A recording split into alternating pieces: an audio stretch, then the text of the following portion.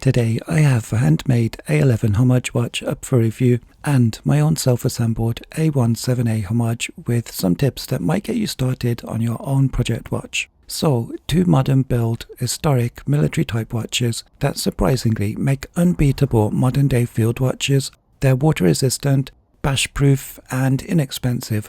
I like to think of them as mini G-Shocks or an alternative Hamilton khaki field. I bought this watch. This is a project watch I assembled. There's no affiliate links, no sponsorships. It's a tough call to make this content because there's almost no way to monetize it, and there's no big brand name for YouTube's algorithm to latch onto for the video's discoverability. So if you found your way here, it helps more than usual when you press like and watch to the end. That way I can share more of these hidden timekeeping gems in future videos that wouldn't normally feature. First up, my A-11. I bought it from eBay from a very diligent artisan watch builder who's been hand assembling these vintage military watches using some custom made parts for a few years that I know of. The backstory behind that, I believe, is that they make watches for period television and film, and some are built for sale. I put info in the description to help you find the seller. Again, not sponsored, not affiliate links. I bought mine over 2 years ago. I know the current builds are improved somewhat, so I'll draw attention to where the specs have been upgraded. Now, most watch brands that try and make an A-11 fail at the first hurdle by making awful giant-sized watches. This watch has dimensions faithful to the historic A-11 specs. The sandblasted stainless steel case has a diameter of 32mm, exactly as it should be. I believe the newer cases are 33mm, close enough. Lug to lug is 39 and lug width is 16mm, so this hits all the key dimensions. On my 7-inch circumference wrist, this works well. I wear watches as large as 44, and this style of watch looks proportional at 32mm and is ideal for a field watch I can wear all day without irritation because it's just too light to feel that it's there. The newer builds have a low dome mineral, and this one is flat mineral, which keeps the case height down to 8.3mm and gives it a bit of a Hamilton khaki field mechanical look if you pair it with the right strap. I've got my A-11, ironically, on a German Rios leather strap. I hate it when reviewers show me a watch that they've changed the strap because that's not what I get if I buy. This came supplied with a period correct looking extra long canvas strap, and I believe the newer builds come on a black canvas, so I didn't have one of those anyway.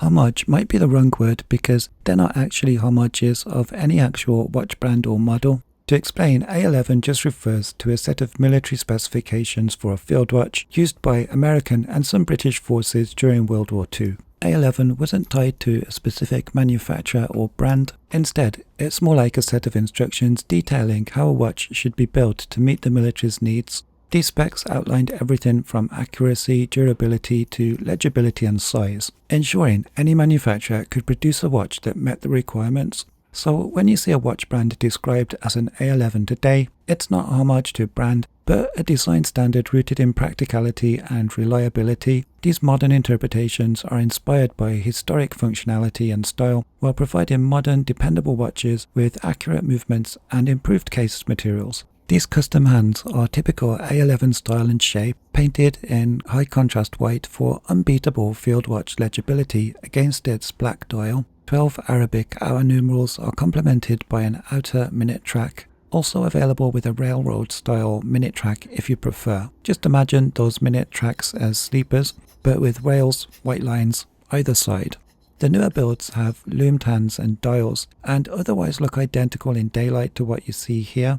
You may have noticed that it has a sweep movement. It's actually a quartz, which mimics an auto with a sweep in seconds hand. It's using a tiny undualed Sunon SP68 movement, which I think they call the PE39 now. In any case, battery life is around 2 years and accuracy is stated to be plus or minus 30 seconds per month. And I'm getting more like plus 1 second advance per month, which is crazy accurate. So the movement and probably the case material are two modern day changes that many would welcome. A World War II watch might have a chrome or nickel plated case. That would be taking authenticity too far. I certainly wouldn't choose chrome plating over stainless steel, and the sweeping quartz keeps the price normally around the £55 mark, while delivering quartz accuracy and an automatic-like sweeping seconds hand. Newer builds have the watch specs machine engraved on the case back, just like on the World War II watches of old, and are wet tested, offering 100-meter water resistance. The eBay seller goes by Dreadnought. I can't promise how long they'll continue to build these, however there's usually various builds of military watches of this ilk and heritage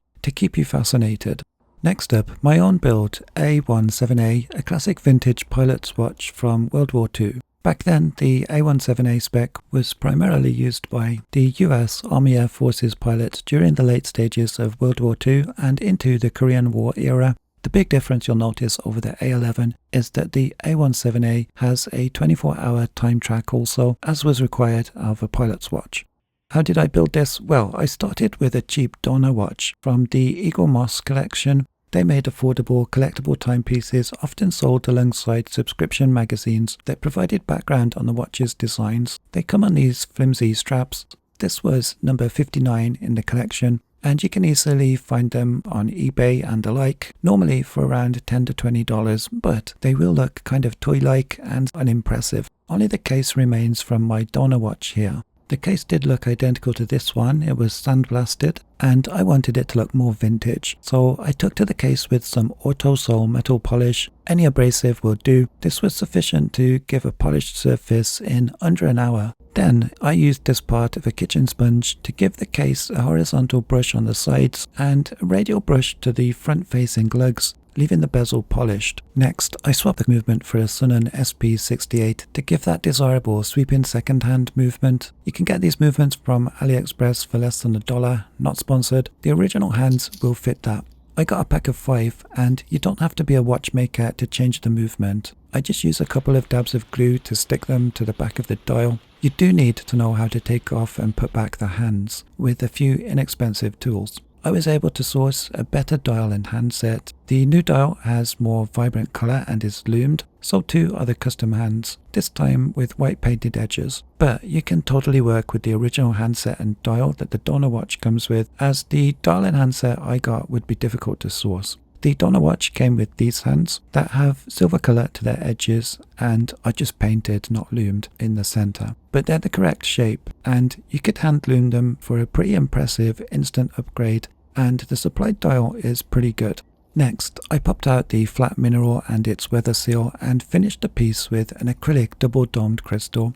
It gives that warm vintage look, and nothing else is better for clarity or impact resistance. Acrylic crystals are almost unbreakable because they have some elasticity, and you can work out any scratches with some of this, or just buy another for a couple of dollars. This is why I think of them as mini G-Shocks. Any damage to the stainless steel case can be sanded and polished out. The crystal is the toughest you can get for robust outdoors use, and it's incredibly lightweight at 28 grams on quite a thick strap. It's probably good for 50 meters water resistance despite swapping the crystal, and it only needs to be rainproof for me. Finally, I finished with a thick vintage NATO strap. This lifts the case height a little, and the double dome gives the watch a little bit more thickness, together providing a bit more wrist presence for this smaller cased watch. Hopefully I've inspired you to look further afield than the usual mainstream offerings for your next field watch.